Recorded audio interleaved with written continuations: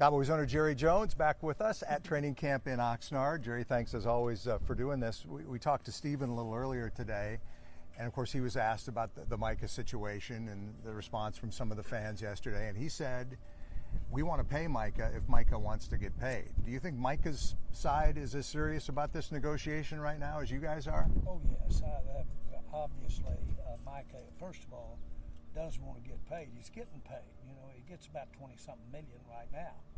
And that's pretty easy, 20 million, standing there watching practice out there at the same time we're going on. But seriously, I don't have a lot to say about it. This is pretty commonplace. You have high-profile players that are under contract that basically want to renegotiate for the future. I get it. And it's just a question of allocation.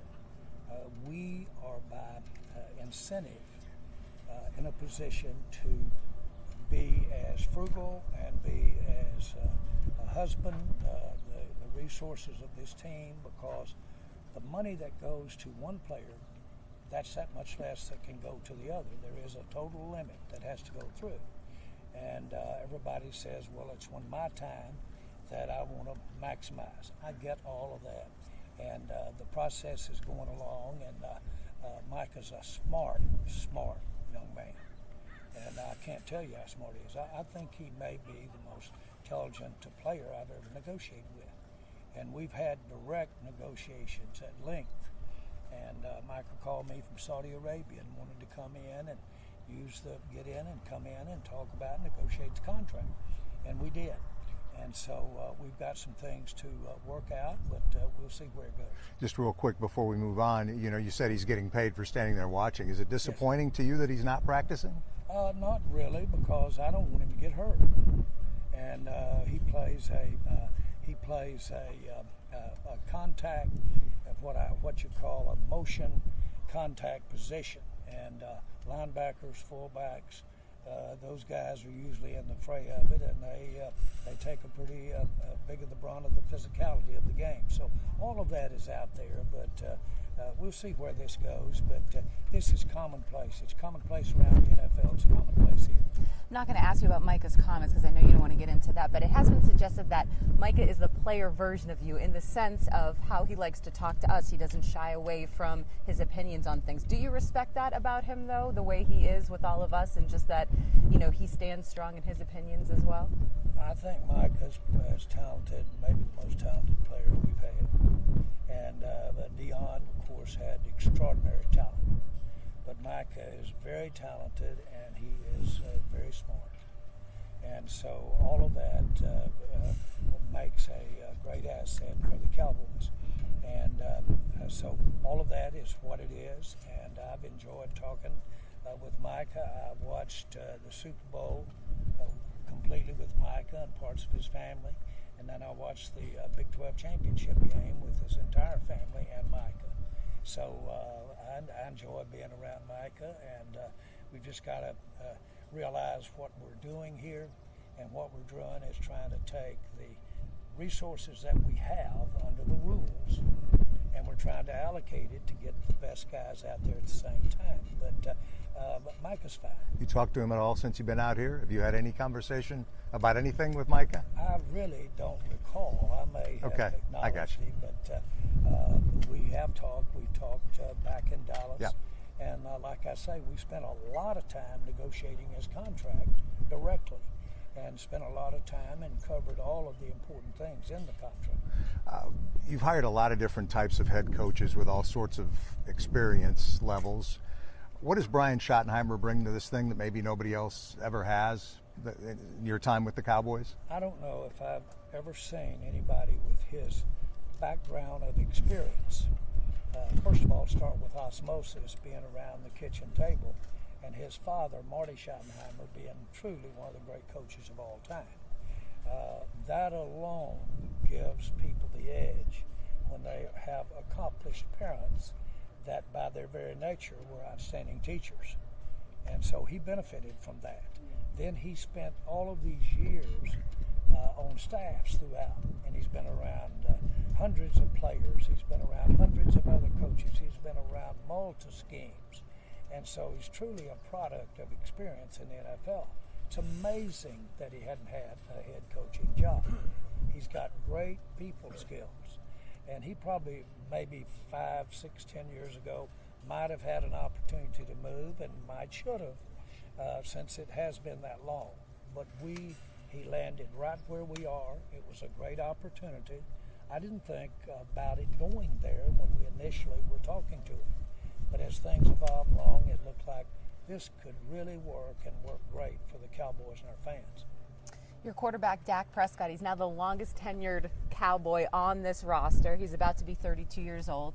He's healthy, and when we got to talk to him earlier in the week, you can just tell he's in a great place in his life, his family life, but his hunger, he's hungrier than he's ever been before. I know he hasn't been able to lead you guys past the divisional round, but what is it about him as things stand that you believe that he can lead this franchise to the promised land again? Well, Dak, we know everything about Dak, yes, as a competitor.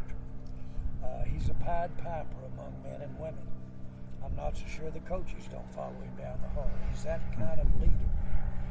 Roger Staubach told me one time when I asked him, do we need a runaround quarterback, a mobile, or do we need a pocket guy that's more precision passing? He said, I'm going to leave it up to the situation for that. Get you somebody that the players will follow. That's number one. Well, that's number one with Dak Prescott. And boy, he's proven. He's been there. And he's shown it under pain, he's shown it under duress, and he showed it in good times as well. Now, last year, we could have protected him better. Now, this is all hindsight. And we could have given him more help with some running game help by opening up some better holes. We have specifically addressed the things. Plus, he has had his time to get well. And so I think we can move in where I thought we were going to be last year, but frankly, with a better offensive line, and I'm excited about that. And I think we're going to have really better playmakers, having gotten Pickens in, and a couple of other young guys than we had last year. So I know I was optimistic last year. I think we've improved. You've been asked about the landman appearance with Billy Bob Thornton and John Hamm. As I understand it, you weren't reading lines there. That was Jerry Jones from the heart. Why was that so emotional for you? Well, I think that they asked me to, I didn't have lines, and they asked me to go in there and cut and shoot as I felt and how it might go. We did that about 5 or 6 times. I spent 4 or 5 hours over there. And Billy Bob in particular is a joy to be around, and got a lot of sports background in his background, which made it really nice and easy there too. But when you're really sitting in there and got the circumstances going, I learned something. Surprised me that it had that kind of reception from people that watched it. But then I thought about it. It's the subject matter. It's your kids.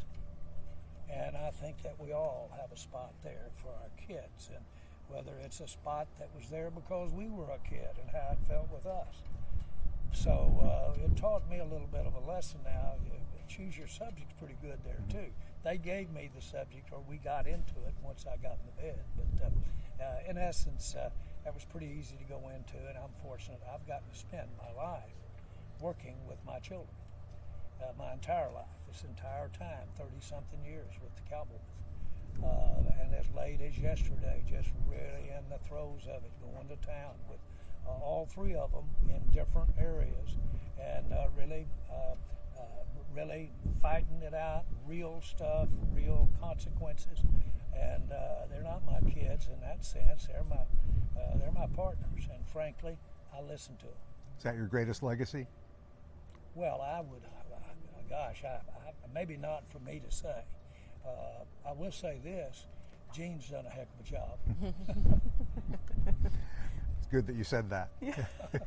All right.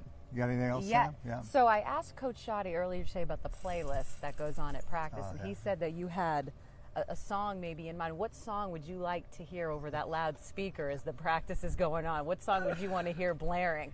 Maybe a slow hand with an easy touch. Well, Pointer For the Sisters. receivers. For the receivers. Very nice. Jerry, always good talking to you. Thank you, Jerry. All right. Appreciate you. All right. Good seeing you again. All right. Take care. All right.